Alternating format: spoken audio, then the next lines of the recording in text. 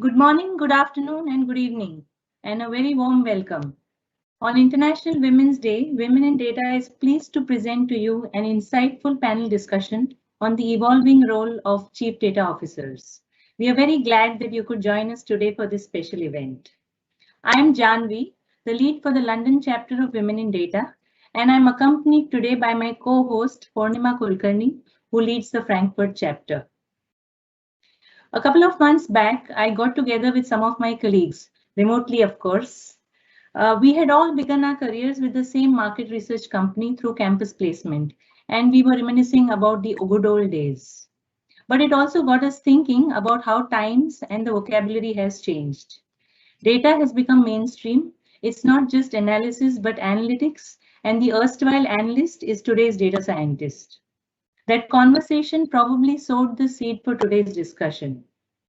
Over the past couple of decades, we have seen senior data roles in most organizations evolving not just in nomenclature, but also in scope. The Chief Data Officer is variably a Chief Analytics Officer, a Chief Data and Analytics Officer, or a Chief Data and Digital Officer, depending on industry, size of company, and other organizational considerations. But the role is clearly drifting towards becoming the Chief Decision Officer. So today we have an eminent panel of CDOs from global enterprises to talk about their journey leading up to here and beyond. Through the next hour, along with the panel discussion, we would like active participation from all of you too. So please keep posting questions, vote for the ones that you like, and provide us your views through the intermittent polls. We also have a surprise element towards the end, so please stay tuned right till the end. With this stage set, let's get the ball rolling and meet our panel. This global platform is provided to us by Women in Data. And given this opportunity, I am very privileged to call upon its founder, Sadie, to tell us a little bit about herself and her journey while establishing Women in Data. Sadie, over to you. Thanks, John V. Hello, everyone, and thank you so much for attending this special Women's Day event. I first want to give a big thanks to John V and Purnima. They're one of our newer chapter leads, and they have hit the ground running with coordinating this fantastic event on Women's Day. So big thanks to them. A big thanks to all of our speakers today as well. We were just having a little roundhouse chat beforehand, and we realized that everyone on this panel, we've hit almost every time zones from the East Coast and West Coast of the United States with Europe and India, and it's just really amazing to see all of us come together and connect for a very important mission on a very important day. So thank you to all of you for waking up early, staying up late, and making this happen. And then a big thanks to you in the audience for attending. We could not do this without your support. We know that to increase equality and diversity in tech careers, we need all of us coming together to support that. So thank you for showing up. Thank you for raising your voice.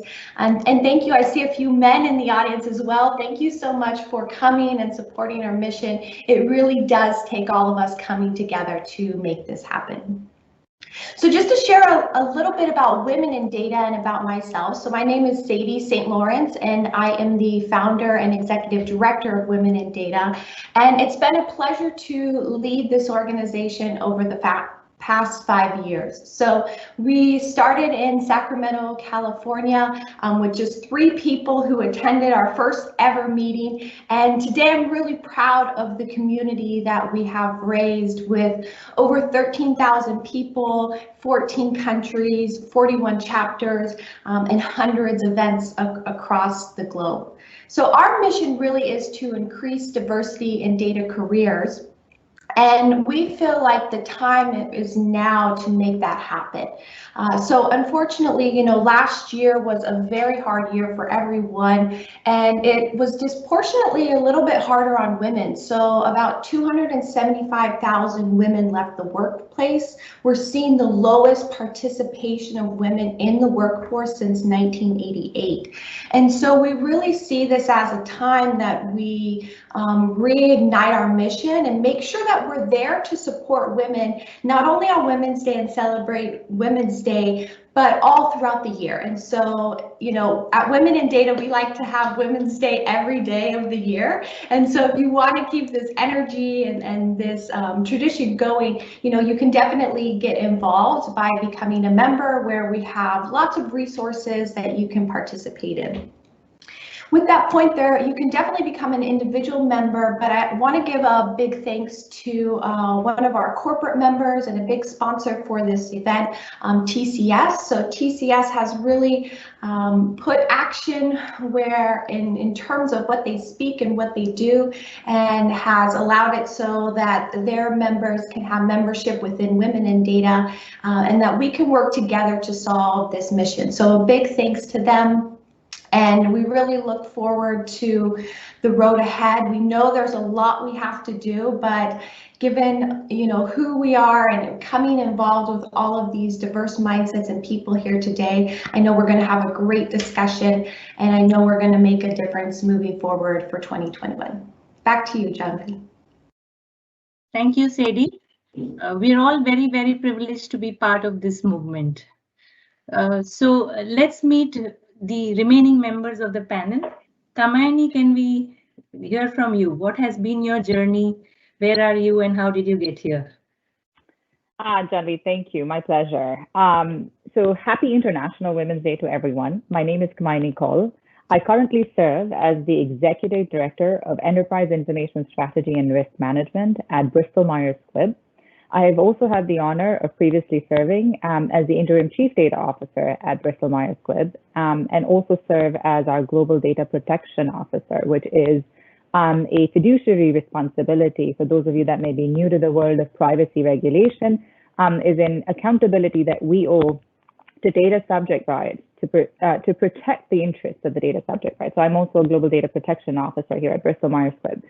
If you haven't heard of Bristol-Myers Squibb, that's great news. We pride ourselves on our patients not knowing our name, because that means you're on the right side of the health equation curve. Bristol-Myers Squibb is a diversified biopharmaceutical company. We play in 4 key therapeutic areas, including immunology, hematology, oncology, and fibrosis. We have several products, both small pills as well as large molecule biologics that we commercialize, as well as partner with other pharma to commercialize. We play in multiple therapeutic modalities, including the emergent genetically modified CAR T therapies that are now in the market. So my role and what got me here, you know, I view myself as having taken a largely traditional technology enablement path to getting to a data senior role in pharma today. I'm a technologist by training. I'm an engineer by trade and a theoretical computer science aficionado. I started with a background from undergraduate and master's coursework combined in computer science engineering and data mining and data warehousing. Started in medical devices as a young engineer right out of college, working on image reconstruction in PET and CT radiological scanners. From there, I progressed into, a service organization role, where when you think about large radiological scanners like PET and CT, these are high capital equipment purchases for hospital settings and provider side settings. And, the service proliferation and service revenues are of interest both to the device manufacturer, but also from a provider standpoint in terms of continuity of availability of these scanners, on which you want to be scanning patients at a pretty fast clip. Did some work in the service engineering organization, optimizing and doing analyses to drive installation and warranty effectiveness for GE Healthcare. And then from there, crossed over for the first time into the world of data officially, going into what we called in the early 2000s, business intelligence and analytics, before the word now became a mainstay to what we now call the world of enterprise information management. In my crossover role to IT with GE still at the time, I chose to then make that a longer term career for me, which then turned into about a 15-year career in data to where I am today, with increasing span and complexity of role and scope, all the way from development engineer to ETL engineer to testing engineer to release management, as well as broad IT service management around data applications. And to, progressively move forward in that value chain around the patient, move from medical devices to then pharma and to my current role here at BMS. And I have to say that, this is just one of many paths that you can take. But I'm hoping that my other panelists are going to share with you a couple of other variations of the path to data and what got each of us here. Thank you. Thank you. Absolutely. Pleasure to have you here. Thanks for joining us. So let's hear from Charlotte now. Charlotte, what was the run-up to becoming the CDO for Co-op, and what did you do before this, and what do you do, in general? Please let us know. Hi, Jeremy. Hi, everybody. It's an absolute pleasure to join you all on International Women's Day.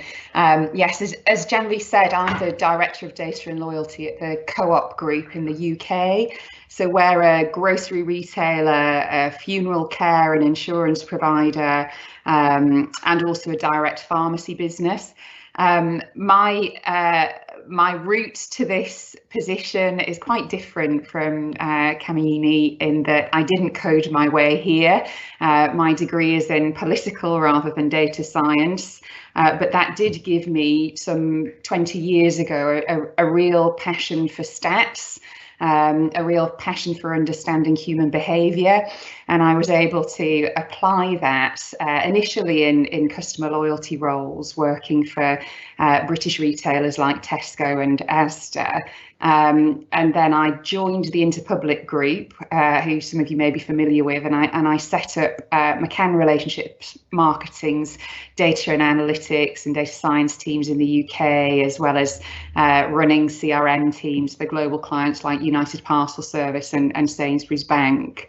I then moved into media, so I spent most of the past decade at the BBC, connecting data and insight to audience experience across different channels, and I joined the Co-op just a year ago, so a lot of my time at the Co-op has been spent in my home office, which I'm sure many of you will empathise with, so just a couple of months in the office, and I joined to set up a new centralised data division covering the value chain from data governance, engineering, BI, data science, but also insight, membership, CX, CRM, across all of our key domains, so person, product, vendor, location, colleague. I think what's really connected all of those roles has been that approach to connecting data to business outcomes. So I'm always interested in the why. What's the question we're trying to answer? How can data help us with that? And yeah, in such a varied position at the Co-op, it's a privilege to be able to do so. Thank you, Charlotte. Glad you could make it for this session. Over to you, Tara. So what is it that got you here? And I do understand you have a medical background, but you're still talking data. So tell us how. Yeah, that's right. And I love that all of our backgrounds are so different in how we've come to these roles. And I think that's probably one of the messages to leave home with everybody today, is that you can end up here even if you don't plan on starting here. So I work at McKinsey and Company. I'm the Chief Data Officer for the Pharma and MedTech practice. It's called Pharmaceutical and Medical Products. McKinsey's a 32,000 person company. Our practice is maybe a little over 3,000 people, just to give you perspective on sort of how I fit into the overall organization. I have been doing this role for a year and a half. I was really brought on to build out an intentional and consultant-friendly global data landscape, data strategy for the practice. I can go into some more detail on that over time, but really I think the thing that's unusual about me is that I don't have any technical background whatsoever. So I've never done any coding. And so I've learned very humbly how to surround myself with the people who do know all of that, because really I come at this from a very different background. So the background is that I was initially a practicing physician for a long time. I practiced as an internist. And then approximately a little under a decade ago, I made the transition out of clinical practice and into the world of healthcare analytics. And I did that by joining a startup, as so many of us do. The most important transitions in our career are completely random and, really dictated by luck. So I met some folks who were doing the startup. They were basically, we were repurposing the analytics that had been developed in the defense and intelligence community in the United States. And so they were a satellite engineer, an electrical engineer, and an image scientist. And they didn't know the first thing about healthcare or medicine. So I came on in that capacity, and one thing led to another. And over the next 5 years, I was the chief medical officer for that company. We spun out of our parent company and launched independently. I was there for 5 years and then moved over to the firm a year and a half ago to McKinsey to be the chief data officer. I think the reason I was brought into the role at McKinsey is that, first of all, I knew medicine. I had learned pharma in the startup role, and I had also learned sort of how to build a business, and I had learned data strategy and analytics strategy. So those skills combined was what McKinsey viewed as the right background for the chief data officer for the practice, knowing that we have the fortune of having purchased Quantum Black, which is an advanced analytics firm, about 5 years ago now, and have an incredible amount of data scientists and engineers and all of that capability. So they wanted to bring in, I think, that mix of pharma, medicine, entrepreneurial know-how, knowing that I'd find the technical support that I needed throughout the firm. And that's worked out really well because, I think everyone's talked about the importance of the business insights that need to be merged with the data know-how. So let me stop there, and obviously happy to take any questions about details on the role over the course of the hour. Excellent. Thank you, Tara. I think you pointed it out very rightly. We are going to have an engaging discussion just because all of us are so different. So I'm hoping we've warmed up our audience enough to have our first poll. So you should be seeing the poll come up on the screen. We'd like to hear from you. What are the key ingredients of a data culture? So we have the Mentimeter poll coming up. Use the code. The poll is going to be on for about a minute. And let's hear from you and then obviously from the panel. Please go to menti.com and use the code 88502432. Yes, I can see something popping up.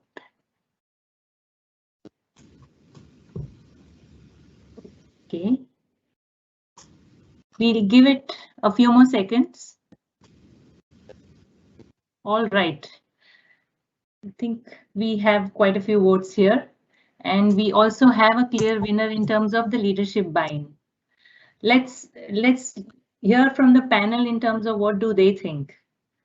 So maybe we can start with you, Charlotte. What do you think? What really brings in, the data culture? What were your challenges or the key points that you look towards while creating this culture? Yeah, I think leadership buy-in is absolutely critical. It's so important that it's recognised that data is an enterprise-wide responsibility, and making that really clear in your operating model is really vital. So one of the first things that I did with my leadership team when I joined the co-op is really kind of revive our enterprise data ownership model so that we could make it really clear what was the responsibility of the dedicated data team, but also the responsibility of the data owners out with the business units. Super critical so that it's a shared responsibility. I also think that it's really important to demystify data so that data can be everybody's responsibility. It can have a bit of its own lexicon, and demystifying helps so that there isn't that kind of I suppose misinterpretation or misunderstanding, which can lead to sometimes unrealistic expectations. And we've spent a lot of time outlining our value chain, sharing our plan. We've actually created a culture role so that we can educate and excite people who aren't necessarily steeped in data about the opportunities that it brings. The team have been brilliant in producing vlogs and show and tells. We've created a SharePoint, just that constant sharing and I think creation of excitement for the rest of the organisation that's really vital. So it doesn't feel like it's the enclave of the sort of PhDs in the corner. It's got to be something that everybody feels access to, and are excited about. Our data science team just a couple of weeks ago jumped in the virtual DeLorean and did a Back to the Future. So we went to 2030 and envisaged how easy our lives would be when, you know, we had platform integration and AI was driving things. And it was a really fun session, totally imaginative and creative, and perhaps what you might not expect from the data arm. So we're really trying to adopt some creative energy and go out there, and I'm so proud of the team for doing that, especially some of the introverts in the team who would rather do anything else. No, absolutely. So yes, Charlotte, I think we are hearing the citizen scientist word more and more, in terms of the culture change. So yes, we're noticing that too. What is your experience, Tara? So what do you think is important if you want to roll this out? So it's interesting. I mean, McKinsey has always been a very data-driven culture, of course, because that's where our whole entire goal is, to deliver insights to clients so that they can implement changes and sort of maximize the value that they're bringing to clients, you know, in this incredibly important world of getting drugs to the people. And so when I arrived, it was already a very data-driven culture. The difference was it was a different type of data. So it was very much focused on qualitative surveys, aggregated data sets. And so what I've really been driving us towards is using more real-world evidence, primary data sets. The problem is those are massive data sets. And so, you know, our primary partner in the United States offers healthcare data for 300 million American people. And so we're talking about data on a massive, massive scale. And so that's not something that the average consultant can do. And so what we've really been doing is everything we've been focused on is making data easier to use, getting data into the hands of our consultants. And so for me, there's a ton of change management because people have been afraid of it. And so just making it less scary, I think, is a big part of what I do. So that involves beautiful user interfaces, very friendly tools, intuitive assets, and just constant communication with everybody. So I don't think we've been quite as creative as Charlotte's team, but we do a lot of individual phone calls to really meet people where they are in their data journey, is sort of how I like to talk about it. So I'm constantly saying to everyone, it's okay if you come to me with the question, what is data? That's fine. And then there's, you know, the far more advanced question of, I'm considering all of these different data sets. What's the right one? Let's talk about the nuances. And then, of course, there's conversation about data transformation at my client. And can you please help me? So there's a huge range of what we do. We like to support everyone in their journey where they are. And a lot of it is sort of the same concept of demystifying. It's just making it less terrifying. And so this for me has been, you know, a huge opportunity, is that healthcare data is more and more plentiful, but that in some ways is also the challenge, and that it's overwhelming. So trying to strike the balance between making as much of it available as I can, but also keeping it in a sort of a realm that works for our consultants. Got it. Right. Thanks, Tara. So it's interesting to note that tools and technology didn't feature as much a part of our conversations as, you know, we've been hearing.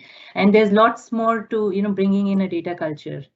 So thank you for the answers. Kamayini, would you like to add something to what's been said already?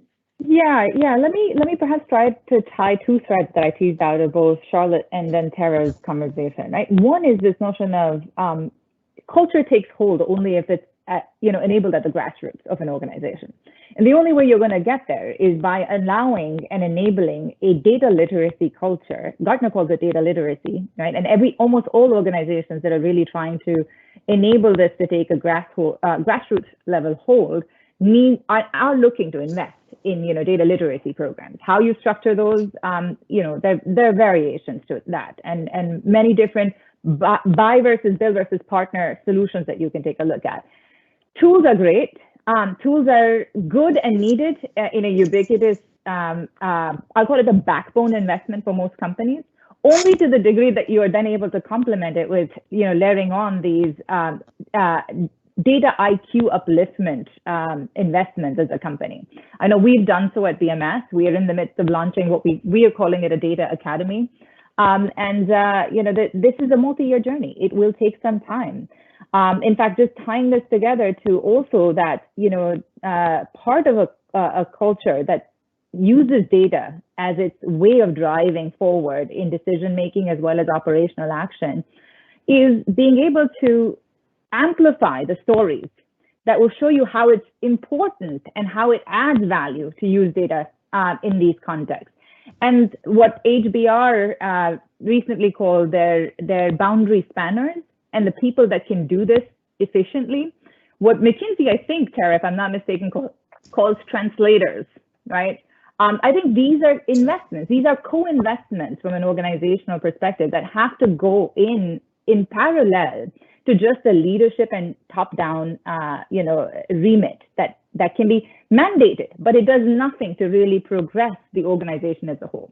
So that's how I would summarize it, Janvi. Excellent, thank you. So similarly, within TCS, we've been seeing these data evangelist programs. We have contextual masters. So to an extent, I think it's through and through, not just at the leadership. Excellent. So I'll just remind the audience to keep popping questions as and when they occur, and I'll hand it over to Purnima to continue the discussion.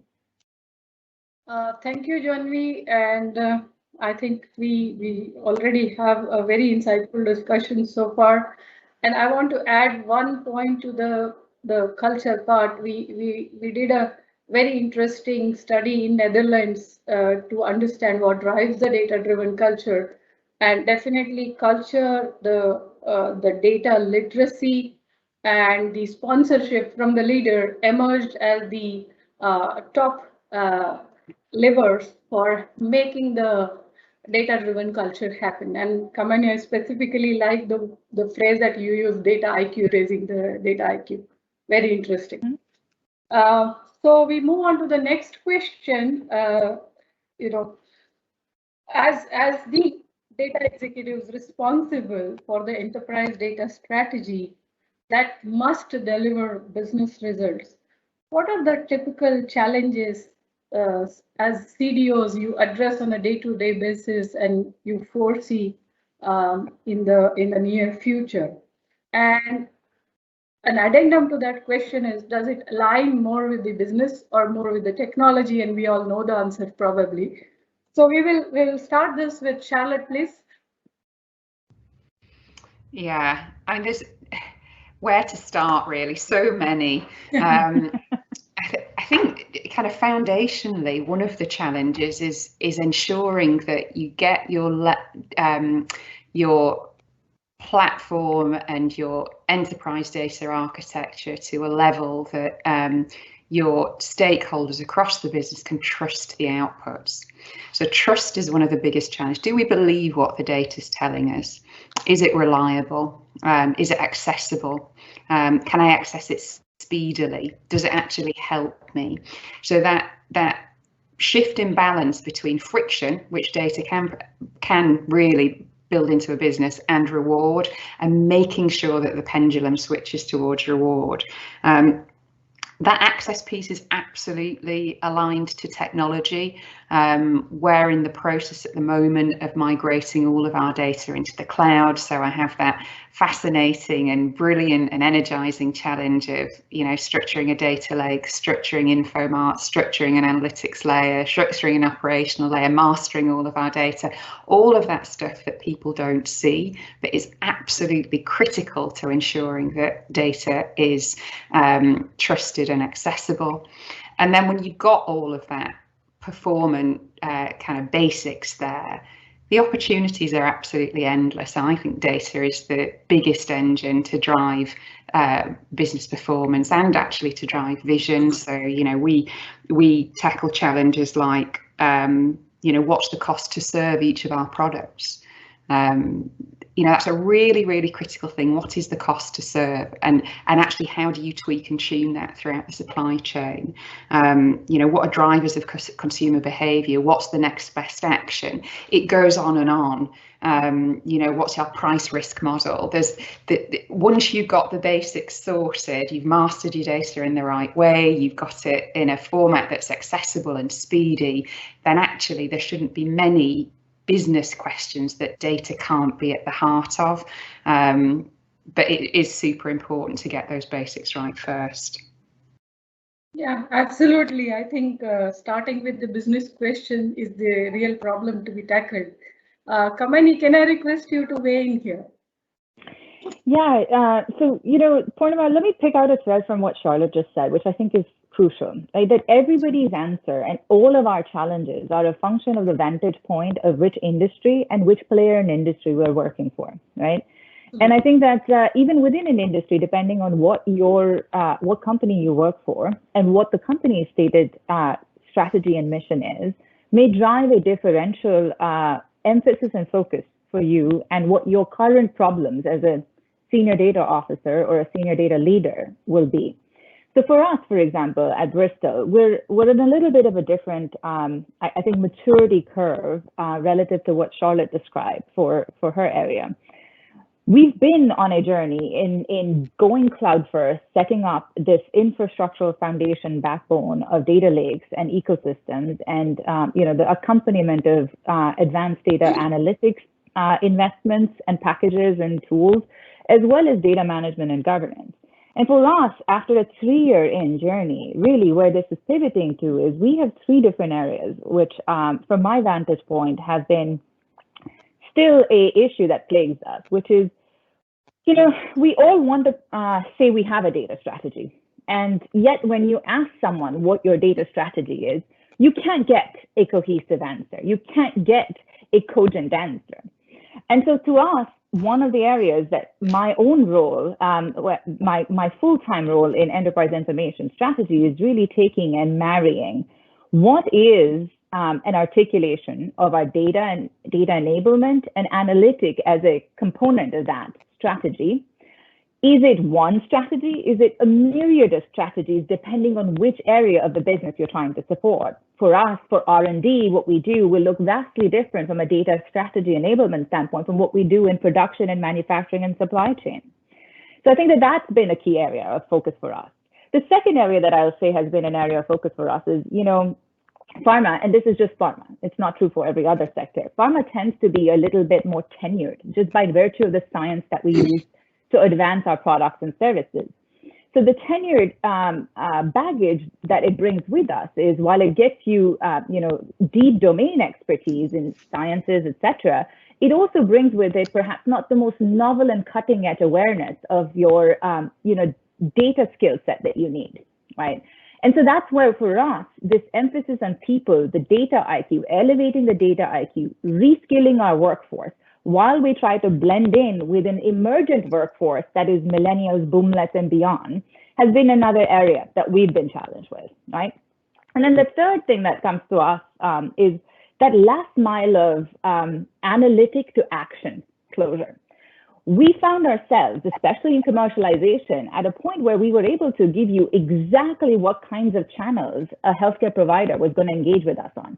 Yet, for some reason, we weren't able to action quickly enough to make sure that HCP, we caught their mind share and attention at the appropriate moment in that market, in that geography, with our sales force and the field force that's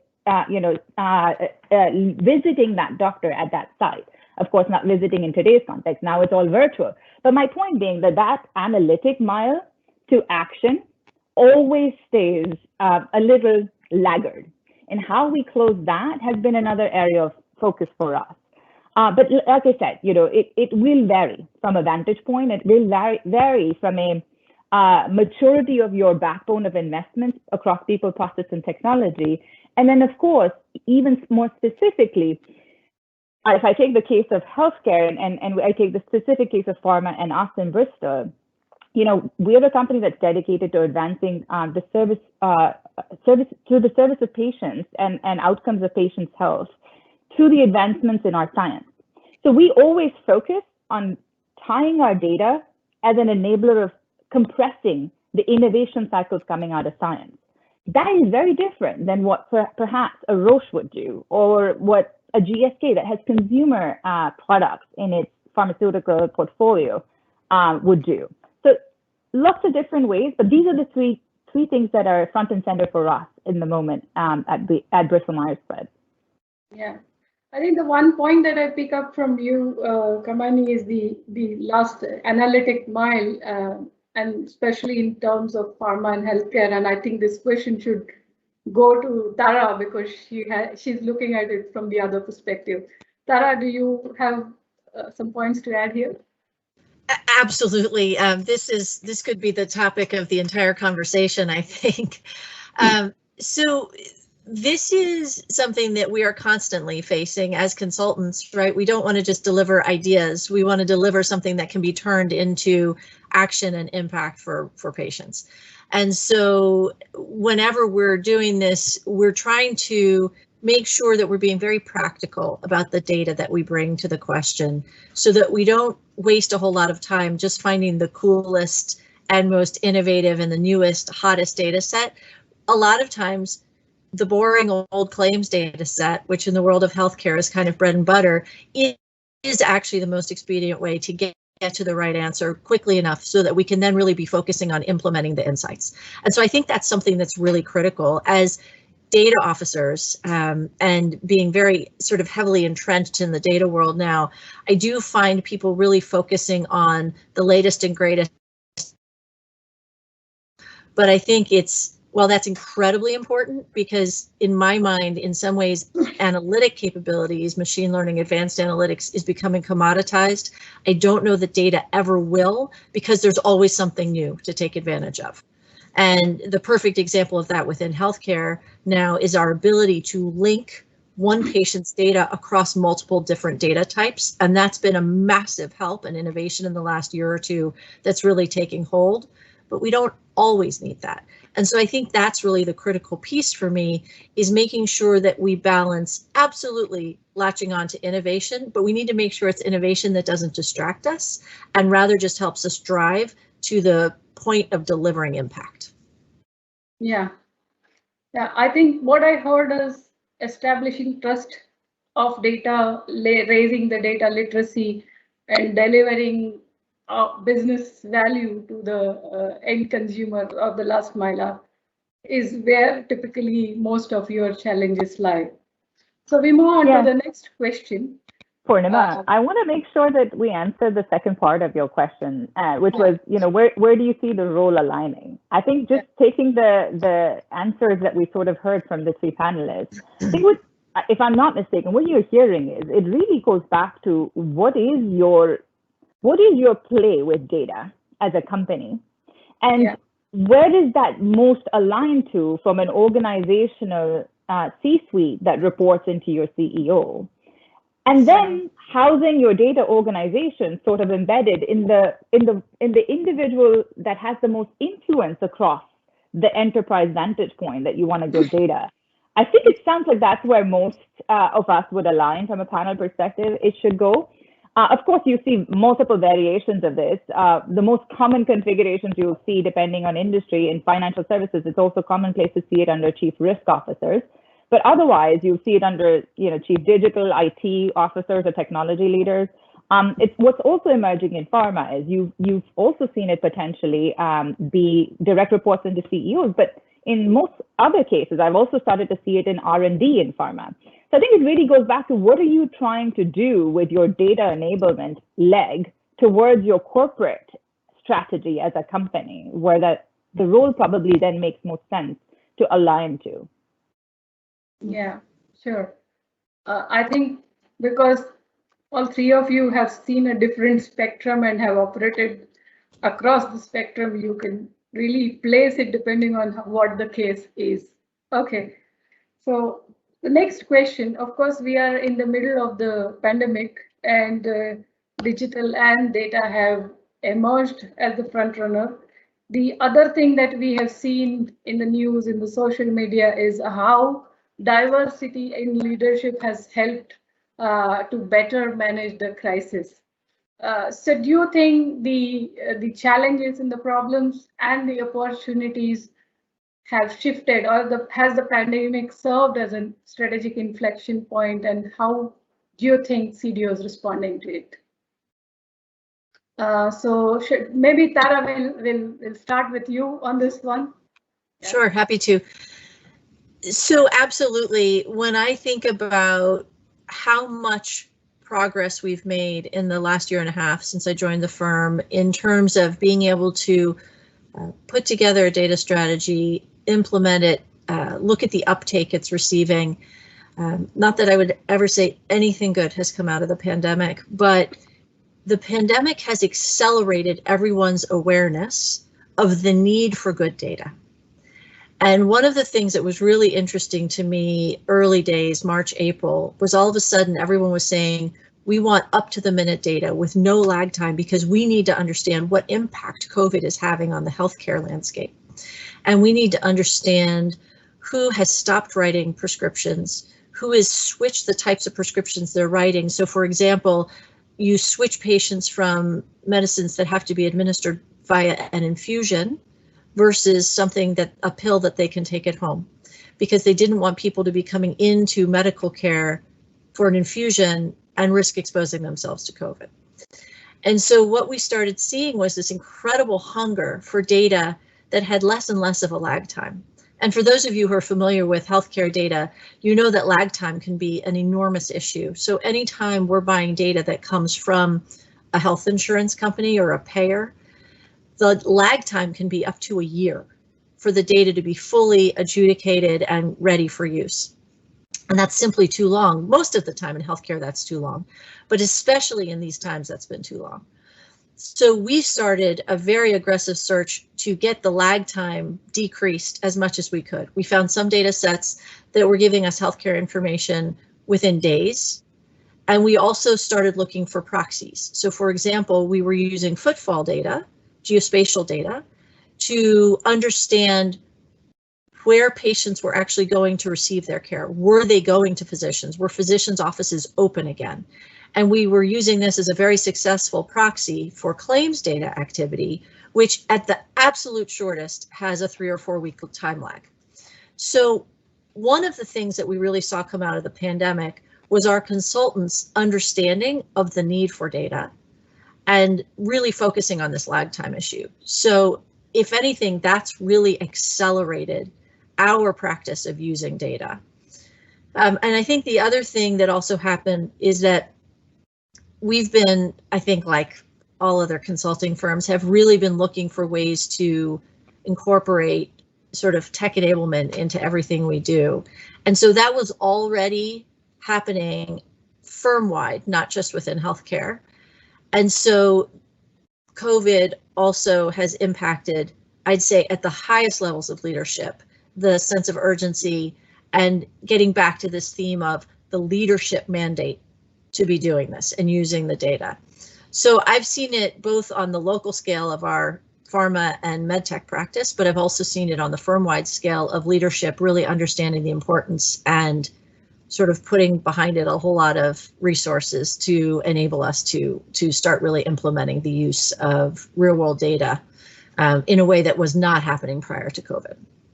Yeah, I think absolutely we also see as TCS a great deal of acceleration in terms of the consumption of data and making the data available almost real time. So maybe from healthcare view, which emerged quite big in pandemic, to the retail view, which also got affected and changed differently. So let's go to Charlotte to talk about her view in terms of how it has affected the retail world and probably the media world also, because you are coming from the BBC side. So let's talk about it, Charlotte. Well, I'm sure the BBC has had some very healthy viewing figures during lockdown, because of course everybody's been at home. So I think that the media industry has certainly benefited as we've all consumed more than ever. From a grocery retail and a funeral care perspective, we've had an extraordinary year. So obviously extremely increased demand in both sectors. At the start of the pandemic, I absolutely agree that there was a huge appetite to know what was going on, because norms had been thrown out of the window. Our business is based on trends, and suddenly behaviour was very, very different. And there wasn't necessarily that certainty and security in looking at trended performance data. So from a data and insight professional's perspective, you had to think about triangulating different sources of data. You know, in the first lockdown in the UK, we were behind some of the trends for some of our European neighbours. So we actually got insight brought in from Italy so that we could anticipate, you know, where we might be in 90 days' time, and that was a really interesting period. What I hear now, a year later, and what my teams are invested in, are not only what trends have changed, and we can see those writ large, you know, so huge boom in e-commerce, very different shopping behaviours, you know, impact on how far people will travel geographically to access services. The big question is what will stick. And again, it's about triangulating different data sources, because as we know about behavioural change, it takes quite a long time for people to get into a habit. I think behavioural psychologists have said you have to do something 66 times in order for it to stick. Well, we've had 5 times 66 days since the start of the pandemic. So there's some behaviours that really are going to stick. And what we're trying to glean for our future strategies are what do things like the, you know, the impact of home working. What will that mean for our urban centres and our stores in urban centres? What will that mean for the footfall there? So I think it's absolutely brought data and insight into the heart of the conversation, but also forced a lot of organisations to think what if very strategically and not rely on the trends of performance that will see very, very little change. What are those changes that will stick, and how do people pivot their business strategies to respond to those? Those are the sorts of conversations that have really engaged us. And then I think the other thing that we've had to be, that's absolutely been at the forefront of those conversations are the ethics around making some of those decisions, the data that we glean, the data that we use, how we apply it, making sure that we're really responsible in that application. You know, we've got a healthcare business, a legal services business, and we're very respectful around the data that we use to inform those decisions, and having an ethics canvas and thinking what data is it responsible to use to inform some of those decisions has also been at the forefront of our strategic conversations. Yeah, thank you, Charlotte. I think the message here is the pandemic has possibly posed newer challenges and the newer problems, at the same time newer opportunities which you are dealing with. I would like to request our audience also, if you have questions around this, please keep them coming. And this is also the opportunity for us for before going to the next question, for our next poll. Can we have the poll, please? So again, go to the menti.com. We can have the poll screen, please. Yeah. So okay, we already have some answers coming in, which is the preamble to the next question is how do we see the CDO role evolving, or the data executive role evolving in next 3 to 5 years, and are the CDOs going to be the next CEOs? That's the poll. So we have some results out here. We'll stay on the poll for about 60 seconds more.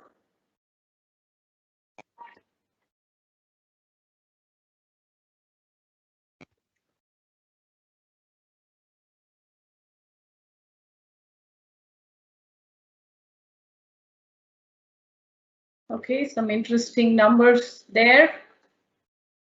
And the maximum votes are going with okay, CDOs are less than 10%.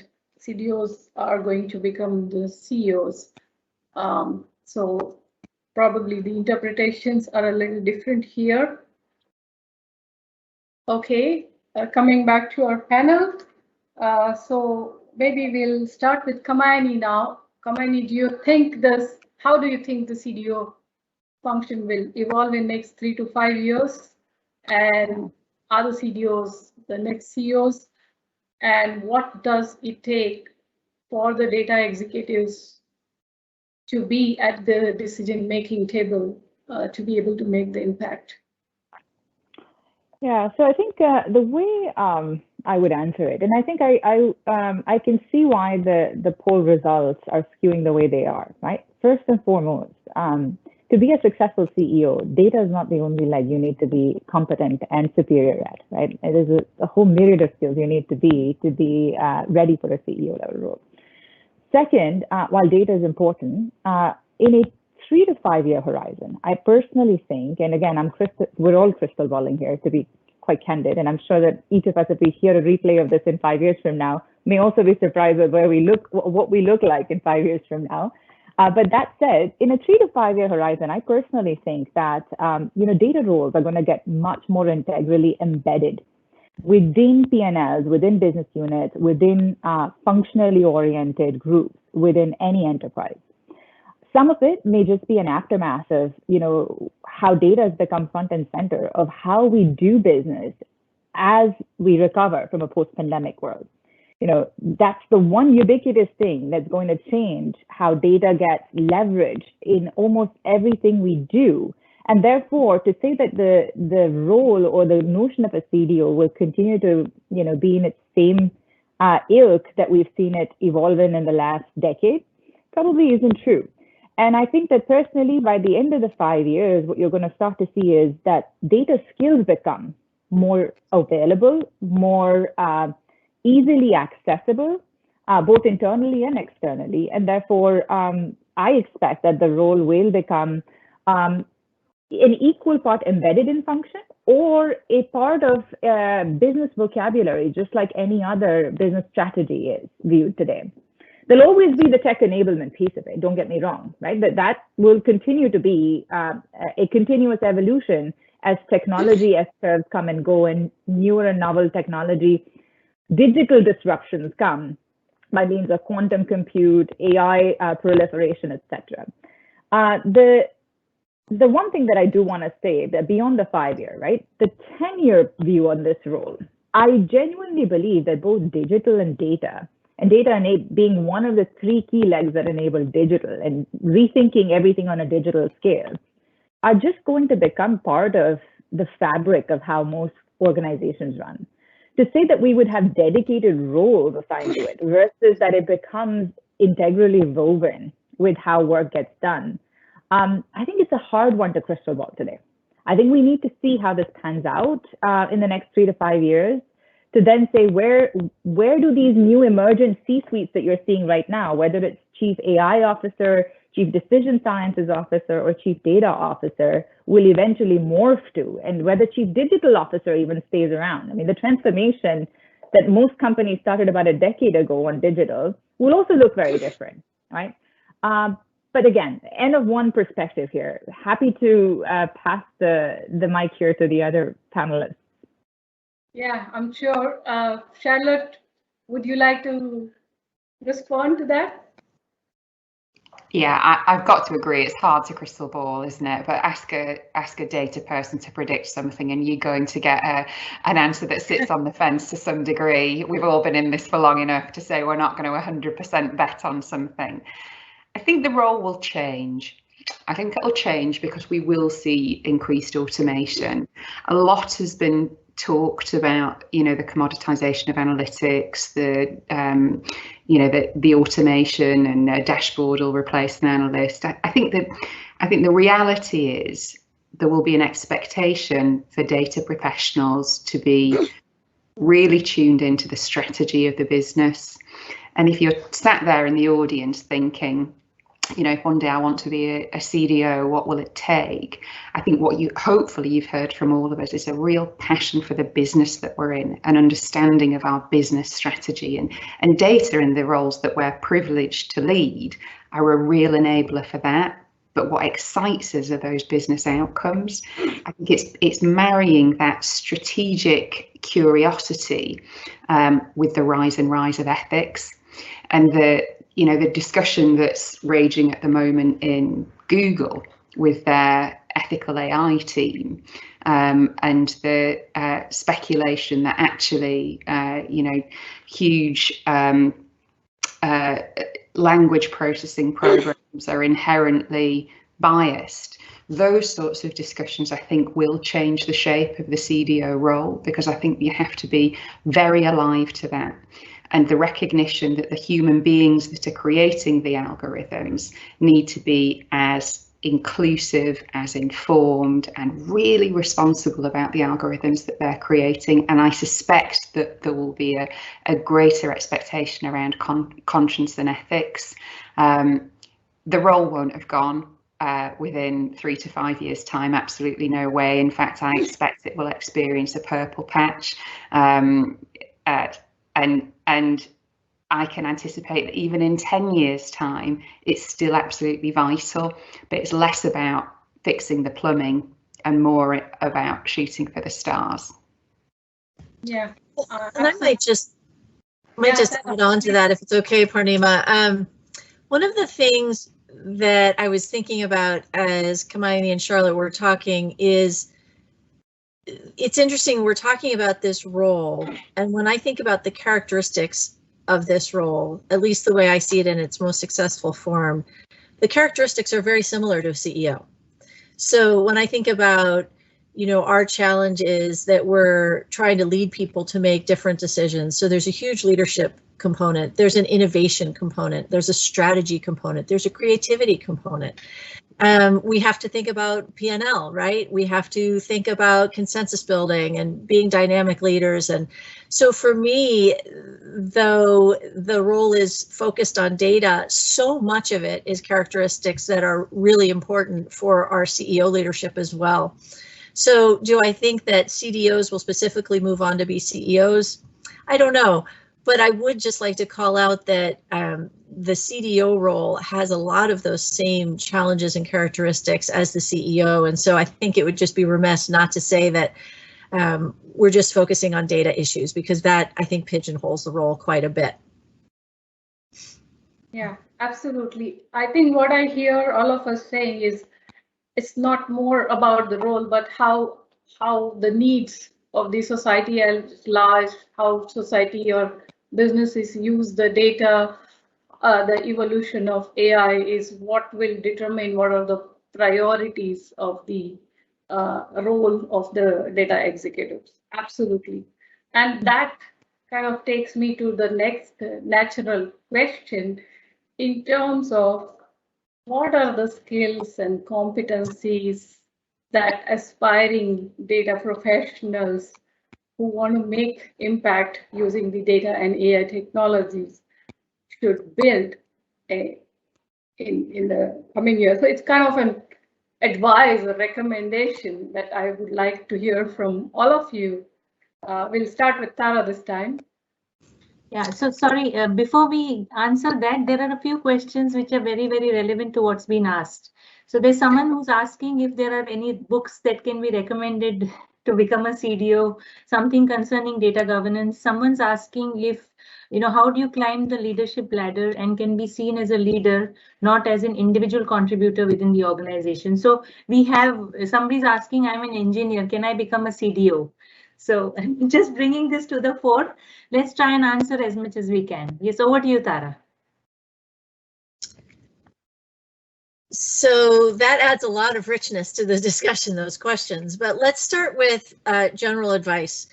When I look at the data experts, analytic experts that I work with day in, day out, the people who are most effective understand the data and the question being asked. And so it is dime a dozen skills to find people who can use SQL and Python and manipulate big data sets. That's easy to find these days. Machine learning, advanced analytic skills, less easy to find. But what's really, really hard in my world is to find those people who also know healthcare data and also know pharma and medtech. And so for me, the #1 way to advance your career is to pick a subject area of interest and know it intimately. That's the first thing I think I would say. And then if you're an engineer, can you become a CDO? Of course. I'm a doctor, so anyone can become a CDO, right? You just have to, I think, for me, I think a lot of physicians don't really adopt technology readily. And that's something that we've always known, that we were slow adopters. So no matter what your background is, if you like data, you like innovation, you want to know something deeply, you can be a CDO. I don't see that your training is necessarily a hindrance.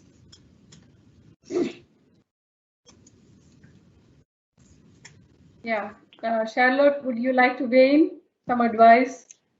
Yeah, my advice would be as fascinated with the outcome as the algorithm. If you take one thing away, think about the outcome, and then it'll encourage you to ask, what's the question behind the question? Quite often the question that a data team is asked isn't the right question. So what's the question behind the question? And then you can really ensure that you're more likely to get the right answer and get to the right outcome. And a couple of book recommendations. So a member of my team recommended a book called Weapons of Maths Destruction. So that's Weapons of Maths Destruction. That's Kathy O'Neill, and that will speak to the ethics argument that around AI. I don't think you can be in data at the moment and not think about the responsibility and what data could lead to and how it could change our world for the better or the worse. And then I would always recommend Measure What Matters, which isn't necessarily a data book. It's around the principle of objectives and key results. John Doe wrote it. Bill Gates was a big fan of this method of identifying what to measure. And it's the same thing, really. What's the question behind the question? How do we really prioritize our resources? And how do we ensure that we're focusing on the thing that will make a difference to the business outcome? So a couple of recommendations. Kamayini, your words of advice? Yeah, I think building on what I think both Tara and Charlotte touched on, right, which is that you can't succeed in a data role, especially as a senior leader, if you aren't viewed as someone that's deeply competent in an area of the business that you're working in. Now, it can come from functional competency, industry competency, or technical competency, but that competency hill that you want to own and have demonstrated, having rinsed and repeated in multiple different contexts, is what really differentiates you to be viewed as ready for moving on to higher, senior, leadership level roles. So to that effect, what I would probably amplify to what Tara and Charlotte just said is, pick that one area. As much as you're focused on the outcome, as much as you're focused on getting to intimately know the data, also think like a business person. Where are the problems? You have to be able to speak to the problems, have a sense and an intuition for the kinds of problems, just as much as the business needs to have. That's what distinguishes the really successful CDOs from those that are just stepping into those shoes.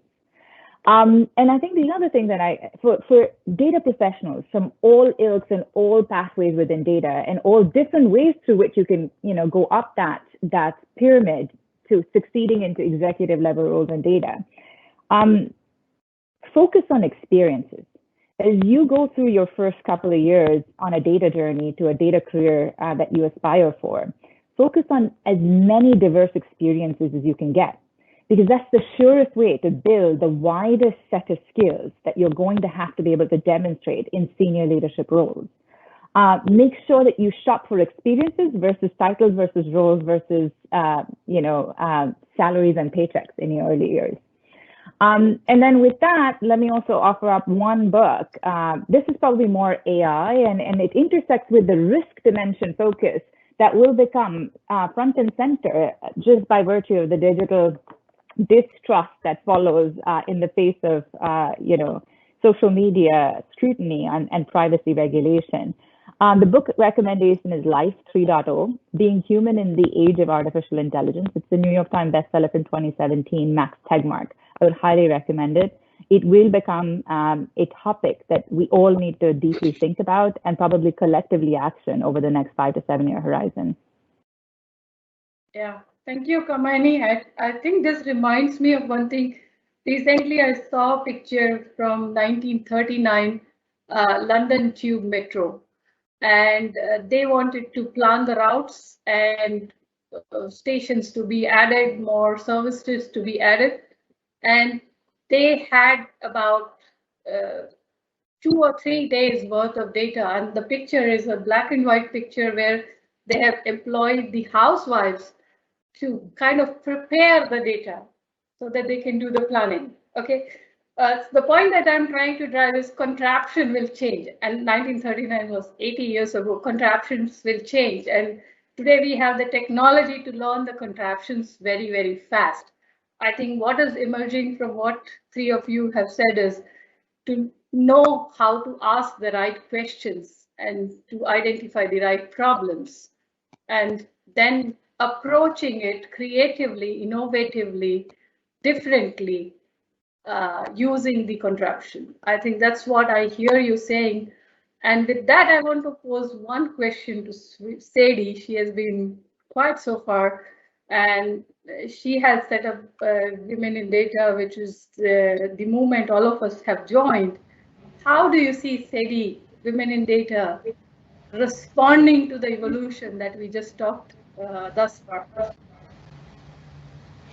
Yeah, so how do you want to shape this movement? Yeah, so one of the things I would say is we really want to be here to support people for their lifetime, right? So we have essentially 3 pillars, which we do that, which is awareness, education, and then advancement. So no matter really where you're at, maybe you are an individual contributor, you're wanting to get more awareness about the field and what are all these diverse, experiences that our panelists talk about. Where do I go and to find those? We have, resources for that. From an education standpoint, I think we all know that if you are in this field, the learning will never stop. It is continually evolving. I mean, people ask for book recommendations. I wrote down some of the recommendations. We have a book club. I know the Weapons of Math Destruction was a big hit at our book club. So the learning never stops in this industry. And then from the advancement side, I really hope to see more CDOs move into that CEO role, because we want to see women in leadership at Women in Data. We want to get them in that CDO role and then see them move there. But really, ultimately, the industry is still very new in terms of, we heard, building some of the data pipelines, making the data easier to access. And then we're still trying to get it so that more people can have access to the data. So I think what we'll see is we'll really evolve in what we think of a data career. That's why we've never said we support, just data science, data engineering. At some point, I think all of us in the business will be working with data in a way, and we want to be there to support people in that process and help them advance as far as they want in their career as possible. Yeah, I think that is why we have courses like coaching, we have courses like learning. It's not only about data science technologies or AI technologies, but kind of bring the holistic perspective to the development of data professionals. That's what we do in Women in Data. So thank you, Sadie, and thank you for the panelists. This formally is the end of the panel questions. Now we go to Janvi. She has picked up some interesting questions from the audience. Janvi, over to you. Yeah, thank you. There has been a flurry of activity and I've been publishing questions. So there's quite a few of them. I'll try and cover some of them. There's a question on data strategy. The question is, as a CDO, you need to facilitate several stakeholders. Who are the main supporters in your organization? And a related question was, how do you do show and tell? So successful use cases, how do you bring value, etc. So I can see Charlotte grinning already. So let's go with you, Charlotte. Well, I'm really lucky at the Co-op because I have a very strong partnership with our strategy director.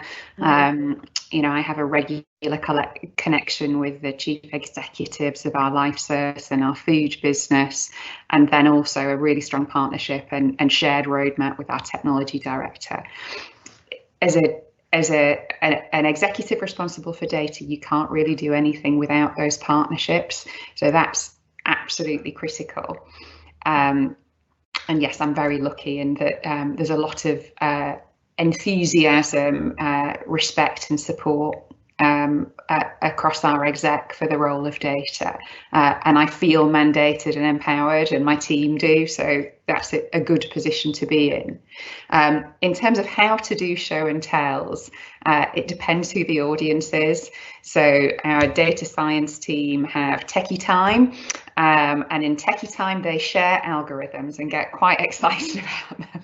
It's probably not one to invite the broader team into, and we try to translate that more through actually being remote has really forced us to be quite creative.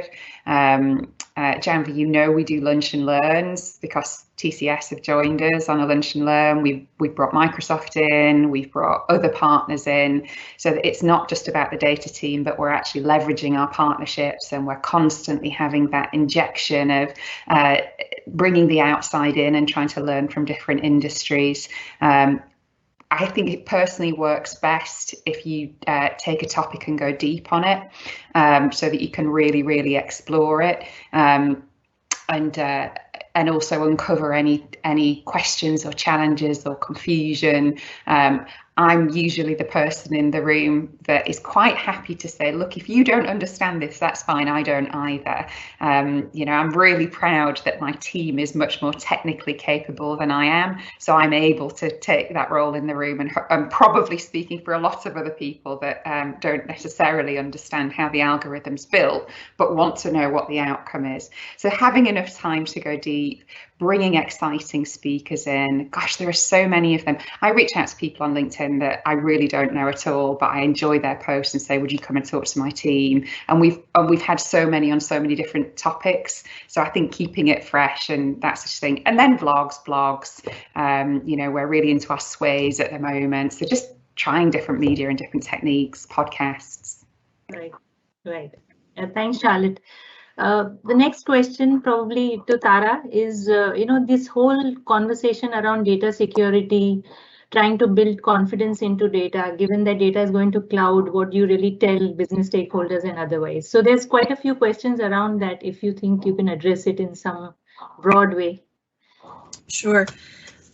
In some ways, we're really lucky in the world of healthcare data because there is so much regulation in place. I think some people don't like the regulation and think that it's complicating, but I find it very helpful because it's very clear what we can and can't do and what we will follow. And I think Charlotte's done a really nice job of bringing ethics into this discussion through the entire hour. And I think this is so critical for those of us in the world of data, that regardless of regulations that tell us what we can and can't do, I think we need to sort of have our own internal compass on that issue.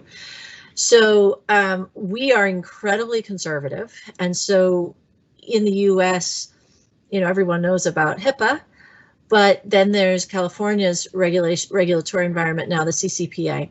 So we're actually bringing all of our standards up to CCPA, regardless of whether we're operating in data within California or not. So I think that's one idea, is that you hold yourself to the highest level of scrutiny possible in anything related to data. In Europe, it's the GDPR. Again, we hold ourselves to the highest level of you know, being careful throughout that region. And so I think there are two main points here. One is going to the highest level of being careful, number one, and number two, really knowing what the regulations are in every part of the world. So mine is a global team. We have centers of excellence for data in North America and Europe and Asia, and probably very soon within Latin America and other emerging markets. And one of the first things we do is go deep on the regulatory environment for not just each region, but for each country. And that's one of the things that makes data so hard and so actually, quite frankly, so much fun and such a challenge is that there is no sort of regional mandate, right? So if I just cross the border from Spain to France, Germany, the UK, I will find incredibly different healthcare systems, data environments, regulatory environments. So I think that really respecting that law, maintaining your own ethics, knowing the law, and even if you don't, because quite frankly, I can't keep track of the regulatory environment in every single country, but I have named an expert in every country where we work, and I have an incredible legal team around me to make sure that I'm being extremely careful at every turn. Okay.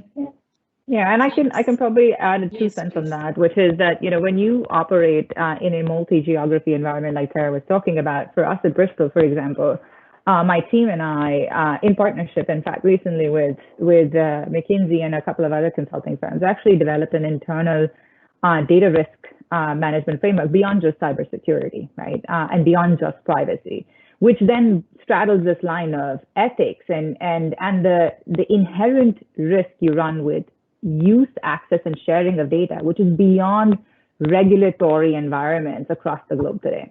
And so what that framework is for your individual company, your individual enterprise, putting that down on paper, using that as a guiding beacon as you administer additional new experiments with data or novel use cases with data, and making sure that that's part of the ways in which your company works with data, I think is another way that most companies should really evolve to looking at it in light of the kinds of punitive actions you're seeing come across from various regulators with regard to privacy, especially in the social media and entertainment and financial services industry.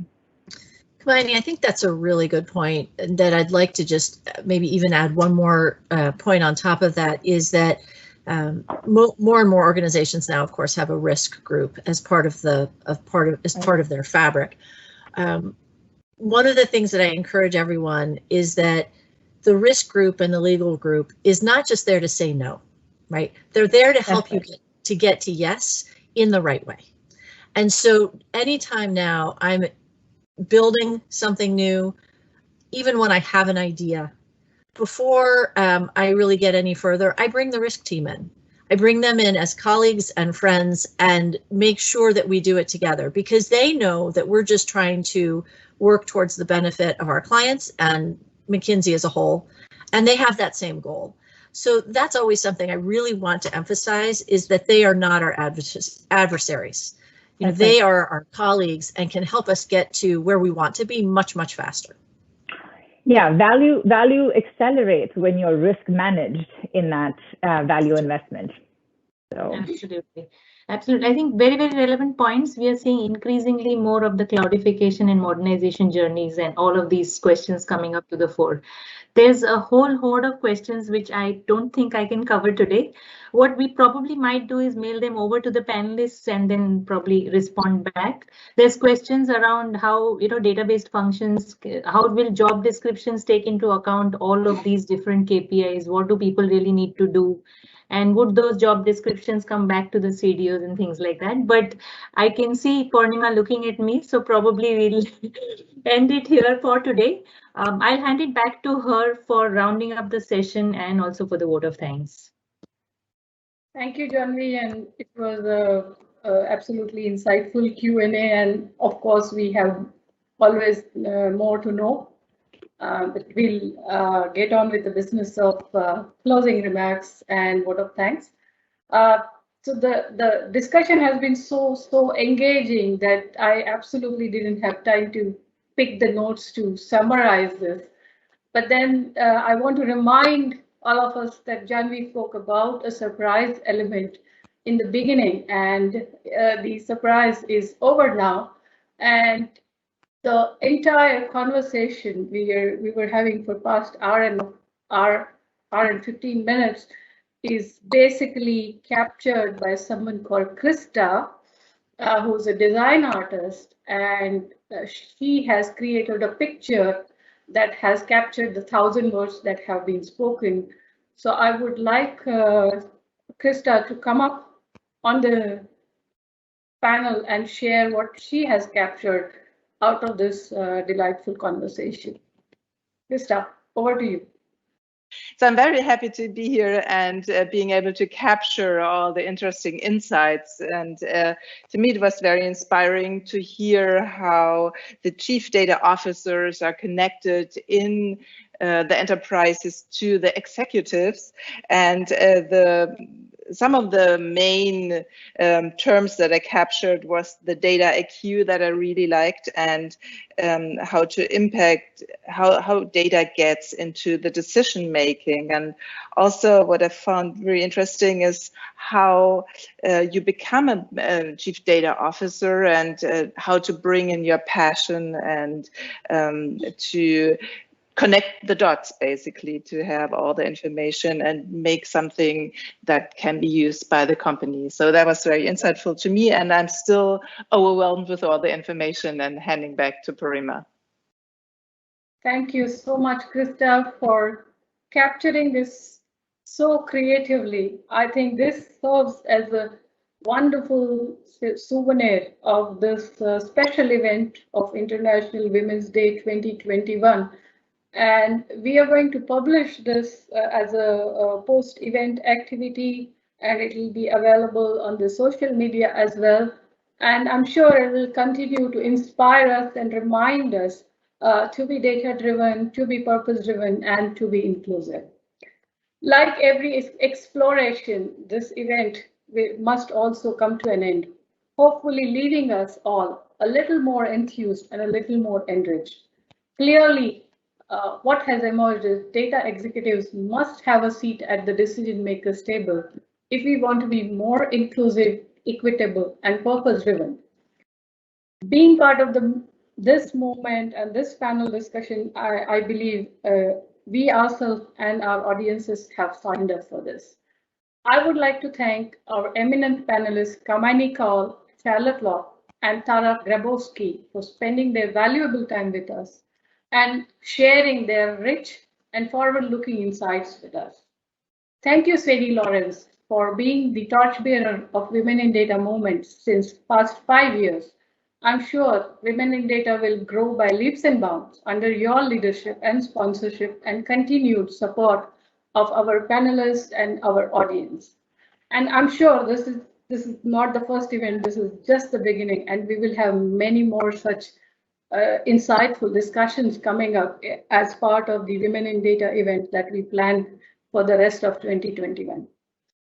Just as a movie is not only about who shows on the screen, but there are several people working in the background to make it happen. We have had a very committed team without whose support this event would not have been possible. To call a few names, Dipali, Prashant, Bopanna, Denny, Stacy, and many more. Thank you so much for your commitment towards our success. I would like to also thank TCS network of outstanding Women in Data channel, TCS Analytics and Insights practice, TCS leadership and support teams for inspiring us to be inclusive and purpose-driven. Finally, and most importantly, I would like to thank the audience, our customers, colleagues, partners, fellow Women in Data volunteers, young aspiring data professionals, and many others for joining us today for this celebration of diversity and data. I would like to request you to stay tuned for more action from Women in Data in the coming months. With my co-host, Janvi Vyas, this is Purnima Kulkarni, wishing you a very happy International Women's Day and signing off. Until next time, take care, be safe, and thank you so much for being here. Thank you. Thank you.